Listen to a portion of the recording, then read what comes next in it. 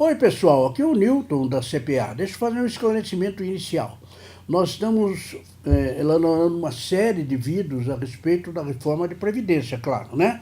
O assunto mais discutido no país hoje é a reforma da Previdência. Eu queria lembrar que na próxima terça-feira, dia 7 de maio, vai ter a primeira reunião temática da comissão especial que começa a verificar isso aí. São ao todo 40 reuniões lá na comissão especial e depois, se for aprovado isso, vai ao plenário da Câmara dos Deputados. Muito bem, mas esse é o assunto. Nós tivemos que parar um pouco, sabe por quê? Porque ontem saiu uma medida provisória, que é a medida provisória número 881, que é a medida provisória dos direitos de liberdade econômica, né? O novo presidente aí, ele já disse desde a sua campanha que o Brasil tem muitas regras, muitas restrições, tem muito governo no seu cangote dos empresários, daquelas pessoas que querem fazer alguma coisa na área econômica. Então, essa MP 881 dos direitos de liberdade econômica é uma tentativa de tirar muitas obrigações, muitas exigências descabidas que não fazem muito sentido. Muito bem, essa MP 881, ela tem vários artigos e a gente vai discutir, claro, muito rapidamente cada um deles, depois a gente volta com mais calma. Bom, para fazer essa empreitada, aqui ao meu lado nós temos a minha querida neta, Júlia Gomes. Oi, pessoal, meu nome é Júlia Gomes, como ele já disse, aqui da CPA. Bom, essa medida provisória número 881/2019, ela é dividida em 5 capítulos e ela possui 19 artigos que a gente vai comentar nesse vídeo um pouquinho. Muito bem, então nós podemos começar aí, Júlia, no primeiro capítulo, então. São 5, vamos ao primeiro capítulo. Isso aí, o primeiro capítulo fala das disposições preliminares. Nele contém 2 artigos, que o primeiro fala sobre instituir a declaração e o segundo sobre os princípios que norteiam. Muito bem, então vamos resumir esse artigo primeiro. Ele diz lá, fica instituída a Declaração de Liberdade Econômica e tal, que tem normas para a proteção da livre iniciativa e o livre exercício da atividade econômica que vai por aí afora, né? Esse é o objetivo principal. Isso está no artigo 1º, no capítulo 1º. Agora, esse capítulo 1º ele tem 2 artigos. O segundo, né, trata do quê? Sobre os princípios que norteiam. Exatamente. O artigo 2º, então, da MP 881, são princípios que norteiam o objetivo final dessa MP. Olha, presunção de liberdade, presunção de boa-fé e intervenção mínima do Estado dos negócios, né? Esses são os 3 princípios que norteiam a MP da liberdade econômica. Muito bem, que mais? Bom, no capítulo 2º, a gente fala sobre a Declaração de Direitos de Liberdade Econômica. Nesse capítulo só tem um artigo, que é o 3º, que fala sobre os direitos essenciais para o desenvolvimento e crescimento econômico do país. Muito bem, então o artigo 3º aqui, que é o capítulo 2, ele dá os direitos essenciais, quer dizer, tem direito a desenvolver, a produzir, a não ter restrição, tem direito a um tratamento isonômico, a presunção de boa-fé, e vai fazendo aí. Então, ao todo, são 10 direitos essenciais que estão listados aí no artigo 3º, de modo a garantir uma liberdade econômica. Muito bem, vamos na sequência, então, para o próximo capítulo. No capítulo 3º, a gente fala sobre as garantias de livre iniciativa.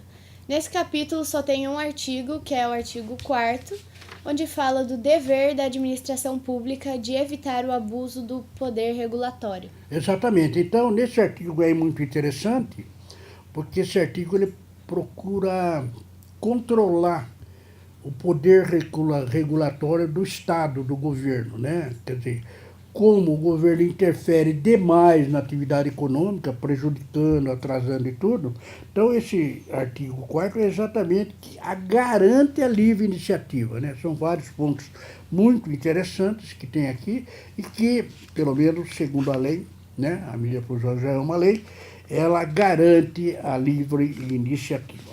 Muito bem, vamos na sequência. No capítulo 4º, a gente fala da análise de impacto regulatório, que Esse capítulo só possui o artigo 5º, que fala sobre as propostas que serão precedidas de análise de impacto regulatório. Exatamente. Então, para se fazer, logicamente, essa garantia de direitos, é claro que serão editadas normas, regulamentos, decretos, tal. Ora, isso terá um impacto, sem dúvida nenhuma, terá um impacto na economia. Então, esse artigo 5º, né, que é o capítulo 4º lá, ele diz que haverá um estudo a respeito que se possa analisar o impacto desse regulamento, dessas normas, dessas regras, né? E aí para que o governo possa monitorar a aplicação correta disso daí. E daí? Agora vamos para o último capítulo, que é o capítulo 5º, que fala sobre as disposições finais.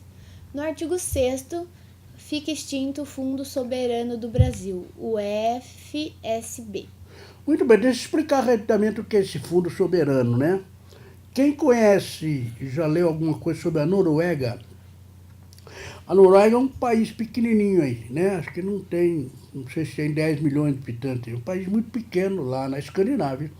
Só que a Escandinávia, em determinado momento, ela descobriu petróleo nas águas profundas e começou a tirar petróleo de lá. Consequências são bilhões que foram arrecadadas pela Noruega. Só que o que os noruegueses falam, olha, vai entrar muito dinheiro no país, nosso país é pequeno e tudo, então vamos criar um fundo soberano. Isso quer dizer o seguinte, todo o lucro do petróleo, isso há 15 anos já, ele é depositado num fundo soberano e é aplicado no mundo inteiro. Os noruegueses têm, inclusive, aplicação aqui no Brasil através desse fundo soberano. Ora, quando foi aqui em 2008, o Brasil descobriu o pré-sal, né? Que nós sabemos aí, inclusive vai ser leiloado e tudo. Bom, os nossos parlamentares tiveram... Bom, vamos fazer o seguinte, vamos fazer um fundo soberano do Brasil.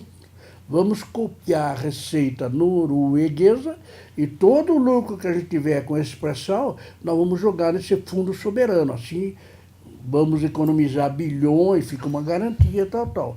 Criou-se o FSB, que é o Fundo Soberano do Brasil. Mas, como tudo, não deu certo, né? E agora, esse artigo 6º da MP 881, ele fala exatamente, fica extinto o Fundo Soberano do Brasil, o FSB. Quer dizer, a Noruega continua lá, né, com bilhões lá. E a gente extinguiu o Fundo Soberano porque a gente já gastou o pré-sal e já está gastando todo o pré-sal aí. Isso é o sentido do artigo 6º. O artigo 7º fala das alterações na Lei número 10.406 de 2002. Muito bem, eu queria lembrar que a Lei 10.406 é o atual Código Civil brasileiro, né? A gente se lembra que no Código Civil tem muitas normas de vida civil e tal, né? Muito extenso, mas também tem coisa empresarial, tem coisa societária, né? Então, o que esse artigo 7º está fazendo aqui? Ele está fazendo várias alterações na Lei 10.406, que é de 2002, que é o Código Civil brasileiro, e ele está alterando algumas regras a respeito das empresas, dos negócios em si, né? A gente não vai dar tempo, mas depois a gente comenta com mais calma algumas dessas regras que estão sendo alteradas aí pelo artigo 7º da MP 881. Vamos lá, então. O artigo 8º fala das alterações na Lei número 6.404 de 1976. Muito bem, essa Lei 6404 é muito conhecida nossa, né? É a famosa Lei das Sociedades por Ações, Lei das Sociedades Anônimas. Esta MP 881, através do artigo 4, fez várias modificações na Lei da Sociedade por Ações, tem a ver com subscrição de ações, aumento de capital, qualquer coisa assim. Depois a gente volta a comentar. E depois? No artigo 9º fala sobre alterações na Lei número 11.101 de 2005.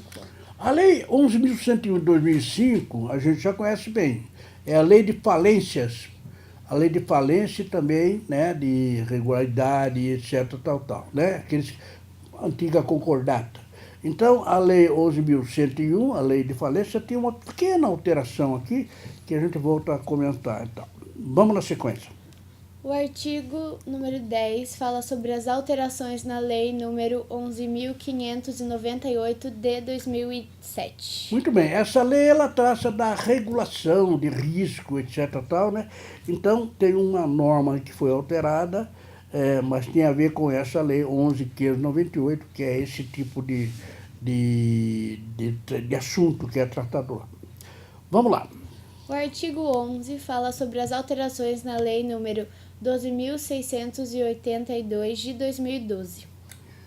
Muito bem, essa lei, gente, ela fala a respeito da questão do armazenamento eletrônico de dados, etc, né? Por exemplo, vejam que a lei 12.682 tem o artigo 2º que fala: fica autorizado o armazenamento em meio eletrônico, óptico equivalente de documentos, etc. Então, ela tem a ver, de uma forma geral, com o problema da documentação, do arquivamento, etc. Esse artigo 11. A gente volta depois para comentar. E depois... No artigo 12, fala sobre alterações no Decreto-Lei número 9.760 de 1946. Muito bem, essa lei 9.760 também trata de alguma questão aí a respeito do patrimônio da União, etc, né? Então, tem uma pequena alteração aí no artigo 14. E aí?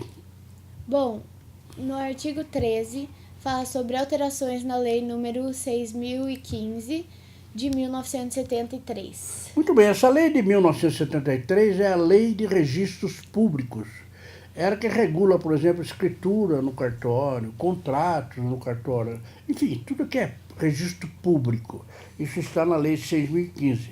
E houve uma pequena alteração aí no artigo 1º, que é o seguinte: no parágrafo 3º do artigo 1º dessa lei, ele vai dizer lá: os registros poderão ser escriturados, publicados e conservados em meio eletrônico, né? Obedecido os padrões tecnológicos estabelecidos em regulamento. Quer dizer, pelo que dá para entender, vai haver um regulamento e vai regular essa questão de manter em meio eletrônico. Isso certamente vai atingir os cartórios, atingir todo o sistema de registro público que nós temos no Brasil, que é meio confuso, não há uma padronização, etc. O que me parece que o governo certamente vai fazer uma regulamentação, meio padronizado, para melhorar esse sistema de registro público. Muito bem, o que mais?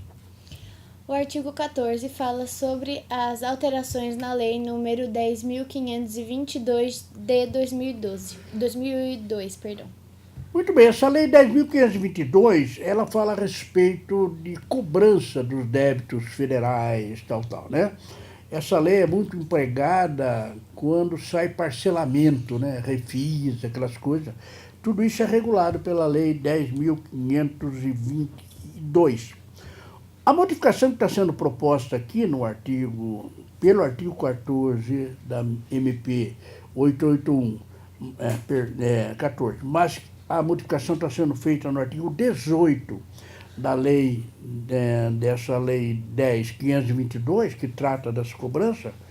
Ela está dizendo aqui numa passagem que haverá a formação de um comitê, e esse comitê formado pelo CARF, que é o Conselho de Recursos Fiscais, mais a Receita Federal, mais a Procuradoria, né? E eles farão enunciados a respeito das decisões sobre isso, né?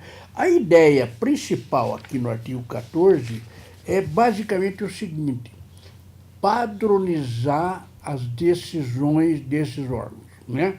Por quê?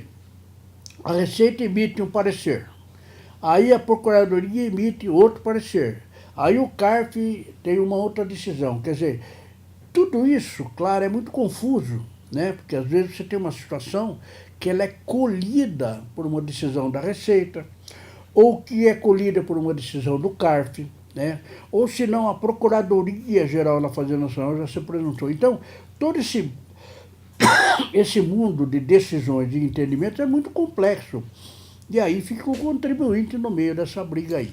Então, o que me parece ser essa mudança do artigo 14 aí dessa lei é exatamente tentar padronizar essas decisões, essas instruções, né? Junta esses três órgãos, analisa o que tem, emite enunciados, etc, tal, que evidentemente irão facilitar a vida dos contribuintes. Essa é a ideia. Muito bem. No artigo 15, é resguardada a vigência e eficácia de atos declaratórios da PGFN. Muito bem, aqui tem um problema aí de vigência e eficácia de atos da Procuradoria-Geral da Fazenda Nacional, né? Ele está dizendo que resguarda essa vigência e, em algum caso específico, depois a gente volta, também tem a ver com a história de cobrança de débitos, de parcelamento e outras coisas, né? Dívida ativa e vai por aí afora. Muito bem. No artigo 17, fala sobre o arquivamento de documento por microfilme ou meio digital dependente de regulamentação. Muito bem, aqui tem olhando da questão do contribuinte, tem alguns requerimentos, alguns postulados, alguns pedidos que são feitos pelo contribuinte para os órgãos, para a Receita Federal, para a Procuradoria e tal, e isso acaba sendo procrastinado. Sabe aquela história de que é para sair a decisão, não sai, e a coisa vai rolando e tudo, né? Nós temos muita situação. O que me parece aqui nesse artigo 16 é exatamente essa, né? Porque ele está dizendo aqui que se isso ocorrer, né, o agente público, para fazer aquilo lá, ele vai ser responsabilizado por esse atraso, por essa demora, entendeu? Quer dizer, o que me parece é que a lei está dando ao contribuinte uma ferramenta para chegar e falar, olha, faz 30 dias, 60 dias, 120 dias que eu pedi isso, até agora não aconteceu nada, né? Então, essa lei, ela prevê aqui uma penalidade para o responsável, para a pessoa, o funcionário, o setor, que seja responsável por aquele atraso que não se justifique, né? Isso está no artigo 16. Bom, no artigo 18, a gente fala sobre as revogações. Muito bem, lembrando o artigo 17, antes, Júlia, sabe o que é? O artigo 17 é o seguinte. Lá no começo, no artigo 3º, quando a gente voltar a analisar aquilo lá, a gente vai verificar que a lei autoriza os meios eletrônicos. Nem podia ser diferente, né? Tudo vai ser feito por meio eletrônico, tudo pode ser feito por meio eletrônico, etc, etc.